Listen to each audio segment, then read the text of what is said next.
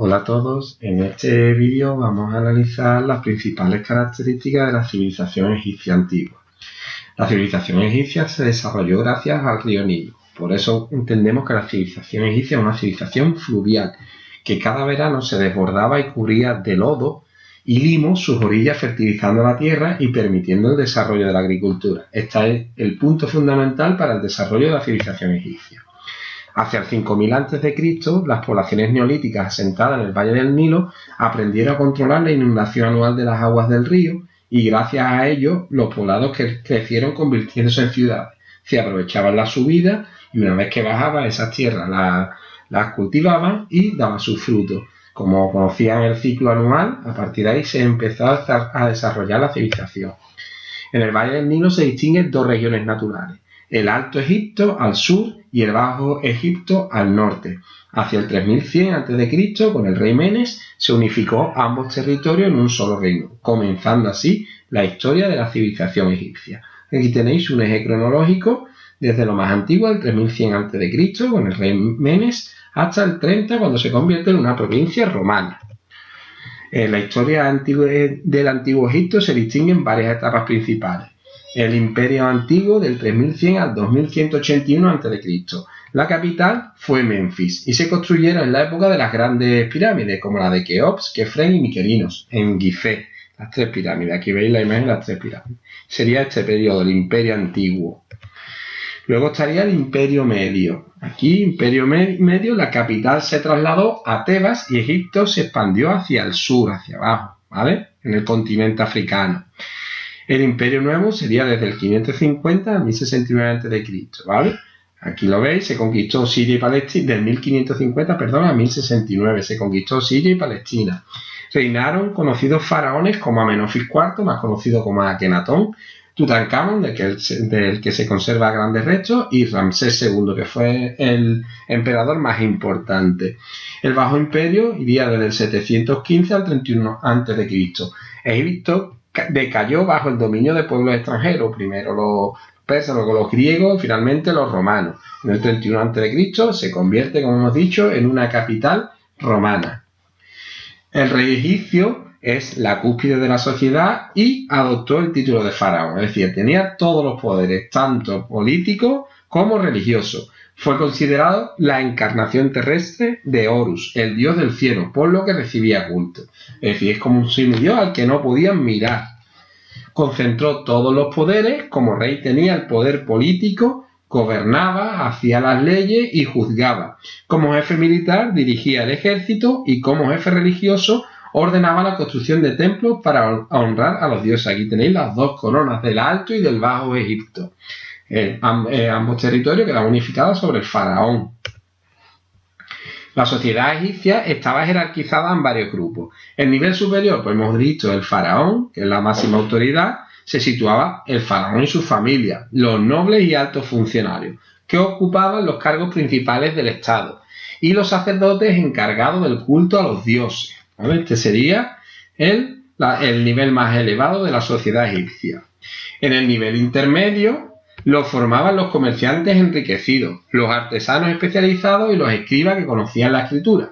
Eran prácticamente los únicos que sabían leer y escribir, por lo que desempeñaban diversos trabajos burocráticos en el palacio y en los templos. Por lo tanto, los escribas son muy importantes en la civilización egipcia. En el nivel inferior, pues encontraba el resto de personas libres: campesinos, pequeños artesanos, comerciantes, soldados y sirvientes. Los esclavos, en su mayoría extranjeros y producto de la guerra, eran los más desfavorecidos y ni se incluían en la pirámide. En resumen, la organización de Egipto era una sociedad esclavista como la mesopotámica, dominada por una minoría dirigente, formada por sacerdotes y funcionarios, y a cuya cabeza se encontraba el faraón. Aquí veis un ejemplo de la pirámide social de la civilización egipcia. En cuanto a la economía, la base de la economía egipcia es la agricultura. Los cultivos principales fueron los cereales, trigo y cebada, a los que se añadían otros como el lino, la vid, el olivo y diversas legumbres. Ahí veis varias representaciones de las actividades agrarias, por lo tanto eran muy importantes. El trabajo agrícola se adaptaba a la crecida del Nilo. Durante la inundación, en verano, se regaban los campos mediante canales y acequias, es decir, se derribaba el agua hacia los terrenos de siembra. Luego, en invierno, se realizaba la siembra, pasada la inundación, y la recolección se realizaba en primavera durante la época seca. ¿Vale? Este ciclo anual, como hemos visto, se repetía. Otras actividades económicas también importantes sería la ganadería, que normalmente se trabajaba con especies como ovejas y aves de corral, la pesca en el río Nilo, la artesanía y el comercio. Todas esas actividades son el fundamento de la economía de la civilización egipcia. En resumen, la agricultura es la actividad principal gracias a la crecida del Nilo. El cultivo más extendido eran los cereales, vid y olivo, pero también se cultivaban productos hortofrutícolas, lino y palmera. La ganadería, bueyes, cerdos y principalmente ovejas, asnos y aves de corral. La artesanía, pues pequeños talleres domésticos y eran muy variadas. Producían de todo, tejidos, cerámica, orfebrería, papiros, y el comercio llevaba a cabo un intenso comercio interior aprovechando el río Nilo. Y desarrollaron también importantes relaciones comerciales con el exterior, sobre todo importando productos de lujo, y exportando lino, papiro, cereales y oro. En cuanto a la vida cotidiana, los historiadores conocen la indumentaria en el Antiguo Egipto por los distintos restos arqueológicos, relieve, escritura, pintura. Sin embargo, hay que tener en cuenta que se representan al faraón y a las familias nobles. Entonces, todas las representaciones que veamos normalmente es de la élite. La indumentaria de la población era sencilla y experimentó pocos cambios a lo largo de los siglos. Normalmente los hombres lo que usaban era una especie de faldín y llevaban el torso desnudo, y también utilizaban sobre todo algún colgantes y brazaletes de oro. Sin embargo, las clases más desfavorecidas, como los obreros, normalmente iban casi desnudos, con un pequeño taparrabo o un pequeño ligero paño de lino que tapaba sus partes púdicas. En cuanto a las mujeres, usaban sobre todo una túnica larga, desde cuello hasta los pies, que marcaba su contorno. A partir del Imperio Medio se pusieron de moda las túnicas plisadas.